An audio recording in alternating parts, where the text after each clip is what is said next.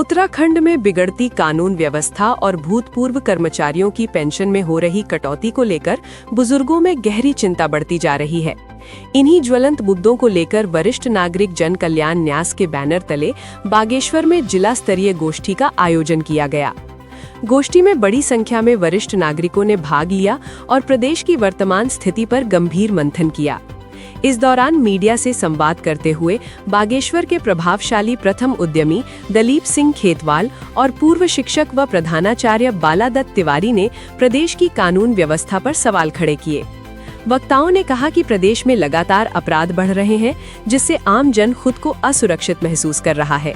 वहीं जीवन भर सेवा देने वाले भूतपूर्व कर्मचारियों की पेंशन में कटौती कर बुजुर्गों के सम्मान और सुरक्षा के साथ खिलवाड़ किया जा रहा है।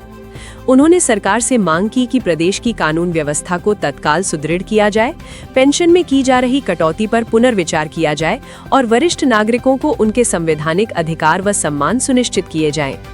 गोष्ठी के माध्यम से बुजुर्गों ने एकजुट होकर अपनी आवाज बुलंद की और चेतावनी दी कि यदि समस्याओं का समाधान नहीं हुआ तो आंदोलन का रास्ता अपनाया जाएगा। मैं जहाँ तक हम न्यूज़पेपर पढ़ते हैं या ये इलेक्ट्रॉनिक मीडिया से जो घटनाएं आ रही हैं सामने, उससे लग रहा है कि उत्तराखंड की सरकार जो है कानून व्यवस्था स्थापित करने में बिल्कुल असफल हो चुकी है।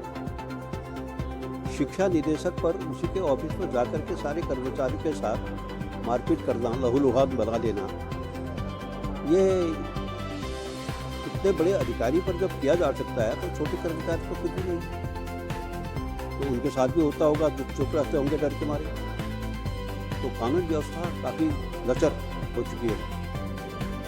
दूसरा, सीनियर सिटीजन के बारे में मैं बता रहा हूँ, हमारे आज बैठक हो रही है।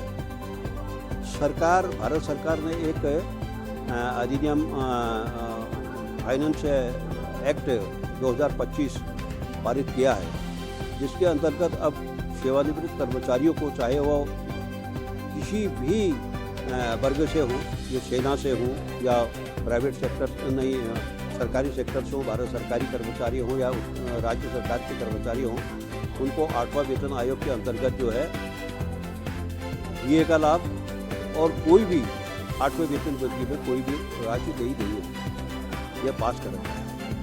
जबकि आज तक कभी भी ऐसा नहीं हुआ कि जो लाभ सेवारत कर्मचारी को मिलते थे वो सेवानिवृत्त कर्मचारी को भी मिला करते थे। तो सरकार इस प्रकार से अब बुजुर्गों को, क्योंकि ये बुजुर्ग हैं और सबसे ज़्यादा ज़रूरत दवा, पानी, इलाज वगैरह के लिए इसी उम्र में उनको ज़रूरत पड़ती है, और इसी उम्र में उनको इस प्रकार से अगर प्रसारित किया जाएगा तो ये बहुत सोचनीय विषय है। तो भाई ऐसा ना, जो सरकार क्राइम में सरकारी क्राइम की है भाई, वो तो सरकार क्राइम की सरकार है, वो कोई अच्छा काम करिए। अब जो आज बोल रहा है वही क्राइम के दौर में फंसे जा रहा है। कल एक मामला आया था, वो झापड़ मार दे, अधिकारी को झापड़ मार दे। क्या कहेंगे? तो ये है ना, वो समाज में ऐसा हो गया ना, वो सरकार इतनी बेलगाम हो गई है, क्योंकि उनके पास बहुत, देखो सरकार, हमारी गलती है भाई, वो हम बिक रहे हैं वोटों में, हम बिक नहीं रहे क्या?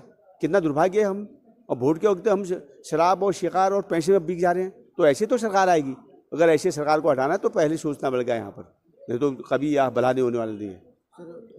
ऐसे सरकार के साथ सुरक्षित हो सकते क्या हम? कोई सोच सकता है इसमें? न महिला सुरक्षित है, न बच्चा सुरक्षित, न अधिकारी सुरक्षित, न कर्मचारी सुरक्षित है, न आम आदमी सुरक्षित है। कैसे सुरक्षित रख सकते हैं इसमें? और अब वो क्या करते हैं कि उनके पास खर्चा बचाने के लिए, विधायक को देने के लिए, विधायकों को पालने के लिए, मंत्री को पालने के लिए, सरकार को बचाने के लिए, जो पूर्व जो हमारे पेंशनर है, ये उन पेंशनरों की जो डीए मिलता था आज तक, जैसे बढ़ती थी, वो नहीं बढ़ेगा करें। वो ऐसे प्रस्ताव पास हो गया उनके पास, उनको बचा, केवल उनको विधायक बचाने, मंत्री बचाने, बस, उनको कोई लेना देना नहीं है। ये इनकी नीति है। इस नीति से देश फिर गुलाम हो जाएगा।